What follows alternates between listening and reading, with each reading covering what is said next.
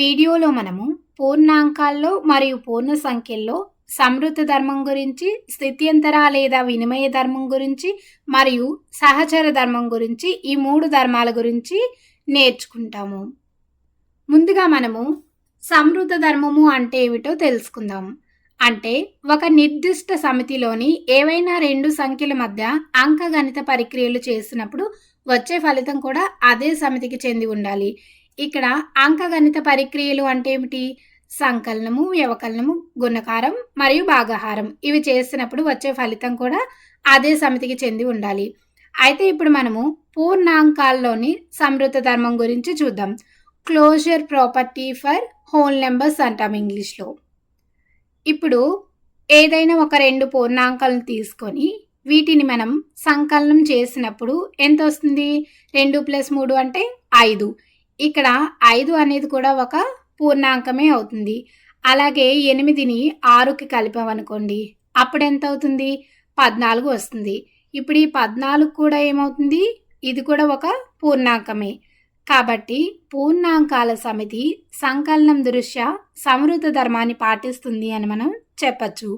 మరి వ్యవకలనం చేసినప్పుడు 2 పూర్ణాంకాలను తీసుకొని మనం 7 - 3 చేస్తే ఎంత వస్తుంది? 4 అనేది వస్తుంది. ఇప్పుడు 2లోంచి 5ని తీసివేస్తే -3 అనేది వస్తుంది.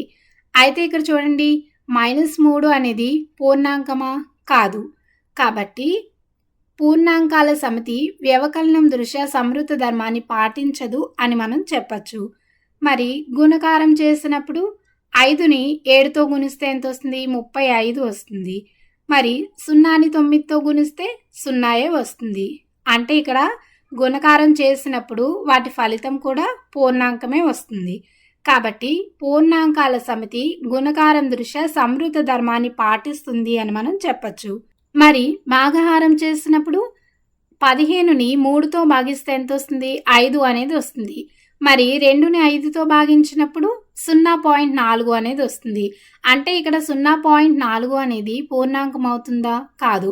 కాబట్టి పూర్ణాంకాల సమితి భాగాహారం దృష్ట్యా సంవృత ధర్మాన్ని పాటించదు అని మనం చెప్పచ్చు. ఇప్పుడు మనం ఇదే సంవృత ధర్మాన్ని పూర్ణ సంఖ్యల్లో చూద్దాం. Closure property for integers. ఇప్పుడు ఏవైనా 2 పూర్ణ సంఖ్యలను తీసుకొని వాటిని సంకలనం చేస్తే ఇప్పుడు 2 + 3 అంటే ఎంత వస్తుంది? 5 అనేది వస్తుంది. ఇప్పుడు -8కి 6ను కలిపితే ఎంత వస్తుంది? -2 వచ్చింది. అంటే వాటి ఫలితం కూడా పూర్ణ సంఖ్య అయింది. కాబట్టి పూర్ణాంకాల సమితి సంకలనం దృష్ట్యా సంవృత ధర్మాన్ని పాటిస్తుంది అని మనం చెప్పచ్చు. ఇప్పుడు వ్యవకలనం చూద్దాం. -7 - 3 అంటే ఎంత అవుతుంది? -10 వస్తుంది. అలాగే 2 - 5 అంటే -3 వస్తుంది. ఈ 2 కూడా పూర్ణ సంఖ్యలే. కాబట్టి పూర్ణ సంఖ్యల సమితి వ్యవకలనం దృష్ట్యా సంవృత ధర్మాన్ని పాటిస్తుంది అని మనం చెప్పచ్చు. మరి గుణకారం అయితే 5 × -7 అయితే ఎంత అవుతుంది? -35.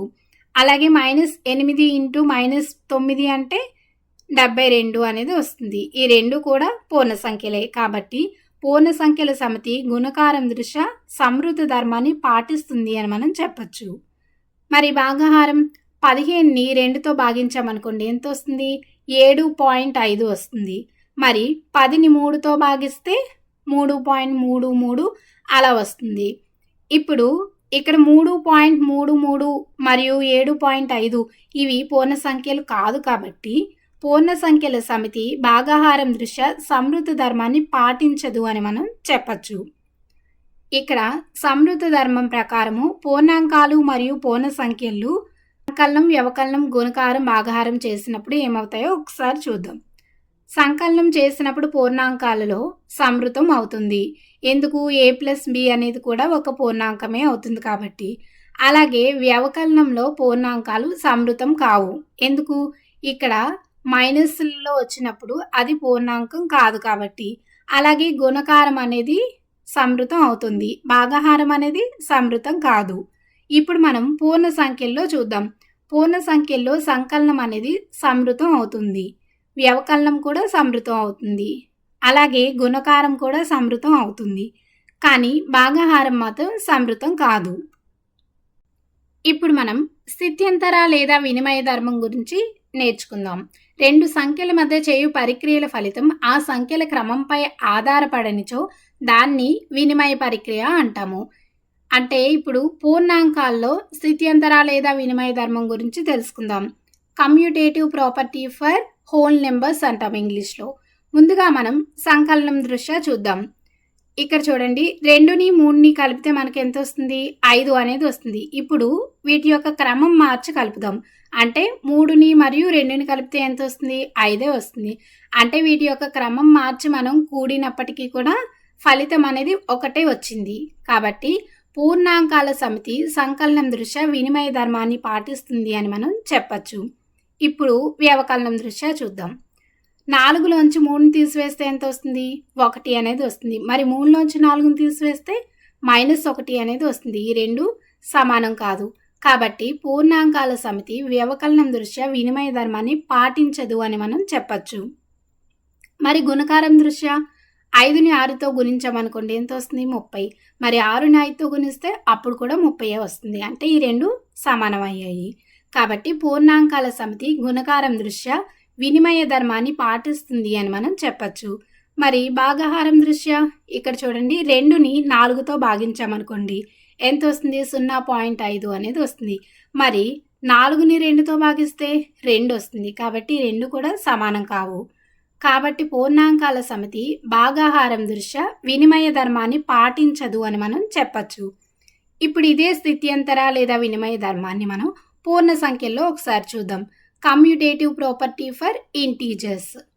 ఇప్పుడు సంకలనం దృష్ట్యా చూసినప్పుడు -5 + 3 ఎంత? -2 అవుతుంది. ఇప్పుడు 3 + -5 అంటే -2 వచ్చింది. అంటే వీటిని ఏ విధంగా కలిపినప్పటికీ కూడా ఫలితం అనేది ఒకటే వచ్చింది. కాబట్టి పూర్ణ సంఖ్యలు కూడా సంకలనం దృష్ట్యా వినిమయం అవుతాయి అని మనం చెప్పచ్చు. మరి వ్యవకలనం అయితే ఇప్పుడు 2లోంచి -6ని తీసివేస్తే ఎంత అవుతుంది? 8 వస్తుంది. మరి -6లోంచి 2ని తీసివేస్తే -8 అవుతుంది. ఈ రెండు కూడా సమానం కాదు. కాబట్టి వ్యవకలనం పూర్ణ సంఖ్యల్లో వినిమయ ధర్మాన్ని పాటించదు అని మనం చెప్పచ్చు. మరి గుణకారం అయితే -5 × 6 ఎంత అవుతుంది? -30 అవుతుంది. మరి 6 × -5 అంటే ఇది కూడా -30 అవుతుంది. అంటే రెండు సమానమయ్యాయి. కాబట్టి గుణకారం పూర్ణ సంఖ్యలో వినిమయం అవుతుంది అని మనం చెప్పచ్చు. మరి భాగాహారం అయితే -6ని 3తో భాగించామనుకోండి, ఎంత వస్తుంది? -2 అనేది వస్తుంది. మరి 3ని -6తో భాగిస్తే -0.5 అనేది వస్తుంది. ఇక్కడ ఈ రెండు కూడా సమానం కాదు. కాబట్టి భాగాహారం పూర్ణ సంఖ్యలో వినిమయ ధర్మాన్ని పాటించదు అని మనం చెప్పచ్చు. ఇప్పుడు మనం సహచర ధర్మం అంటే ఏమిటో తెలుసుకుందాం. ఈ ధర్మం ప్రకారం సంఖ్యలను ఎలా గుంపులుగా అంటే బ్రాకెట్స్ పెట్టినా అప్పుడు వాటి బ్రాకెట్స్ స్థానాలు మార్చామనుకోండి, అప్పుడు కూడా ఫలితం ఒకే విధంగా రావాలి. ఇప్పుడు పూర్ణాంకాల్లో సహచర ధర్మం గురించి తెలుసుకుందాం. Associative property for whole numbers. ముందుగా సంకలనం దృష్ట్యా తీసుకుంటే ఇక్కడ చూడండి, 3ని 2ని కలిపి దాన్ని మనం తర్వాత 5 కలిపామనుకోండి, అప్పుడు ఎంత అవుతుంది? 3 + 2 అంటే 5. 5 + 5 అంటే ఎంత? 10. ఇప్పుడు మనము బ్రాకెట్ల యొక్క స్థానాలు మార్దాం. ముందుగా 5, 3 కలిపితే ఎంత అవుతుంది? 8. 8 + 2 అంటే 10. అంటే ఏ విధంగా కలిపినప్పటికీ కూడా ఫలితం అనేది ఒకే విధంగా వచ్చింది. కాబట్టి సంకలనం అనేది సహచరం అవుతుంది అని మనం చెప్పచ్చు పూర్ణాంకాల్లో. మరి వ్యవకలనం దృష్ట్యా ఇక్కడ చూడండి, 6లోంచి 3ని తీసివేద్దాం ముందు, అప్పుడు ఎంత అవుతుంది? 3. ఇప్పుడు 2లోంచి 3ని తీసివేస్తే -1 వస్తుంది. ఇక్కడ ముందుగా 2లోంచి 6ని తీసివేద్దాం, అప్పుడు ఎంత అవుతుంది? -4 -3 అంటే -7 అవుతుంది. మనం ఇక్కడ బ్రాకెట్లు మార్చి వ్యవకలనం చేసినప్పుడు ఏమైంది? రెండు కూడా సమానంగా రాలేదు. కాబట్టి పూర్ణాంకాల్లో వ్యవకలనము సహచరం కాదు అని మనం చెప్పచ్చు. మరి గుణకారం దృష్ట్యా అయితే ఇక్కడ చూడండి, ముందుగా మనం 1ని 5తో గుణిద్దాం, అప్పుడేమవుతుంది? 5. ఇప్పుడు ఈ 5ని 3తో గుణిస్తే ఎంత వస్తుంది? 15 వస్తుంది. అదేవిధంగా కుడివైపును చూడండి, 3ని 1తో గుణిస్తే 3 వస్తుంది. 3ని 5తో గుణించినప్పుడు 15 వస్తుంది. అంటే ఏ విధంగా గుణించినప్పటికీ ఒకే ఫలితం వస్తుంది.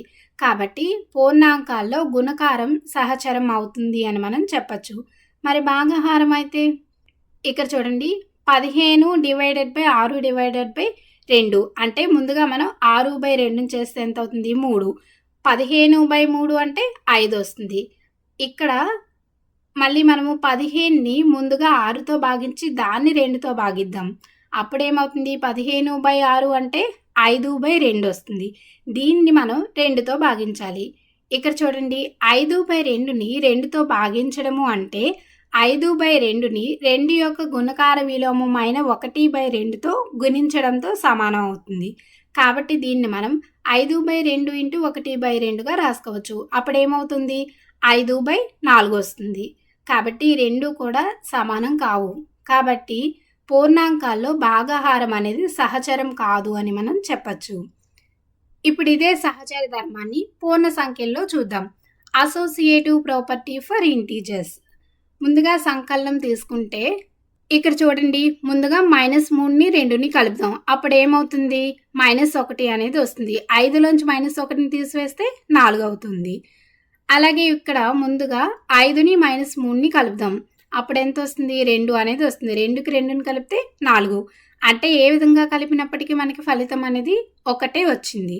కాబట్టి పూర్ణ సంఖ్యల్లో సంకలనం సహచరం అవుతుంది అని మనం చెప్పచ్చు. మరి వ్యవకలనం అయితే ఇక్కడ 9లోంచి 5ని తీసివేస్తే ఎంత 4. 6లోంచి మరి 4ని తీసివేస్తే 2 అవుతుంది. ఇప్పుడు ముందుగా మనం 6లోంచి 9ని తీసివేద్దాం. అప్పుడు ఏమవుతుంది -3 అవుతుంది. -3 -5 అంటే ఎంత -8 వస్తుంది. అంటే ఇక్కడ రెండు కూడా ఒకే ఫలితం రాలేదు. కాబట్టి వ్యవకలనం అనేది సహచరం కాదు అని మనం చెప్పచ్చు. మరి గుణకారం -2ని 4తో గుణిస్తే ఏమవుతుంది -8 అవుతుంది. -8 ఇంటూ 3 అంటే -24. అలాగే 3 ఇంటూ -2ని ముందుగా గుణిస్తే ఏమవుతుంది -6.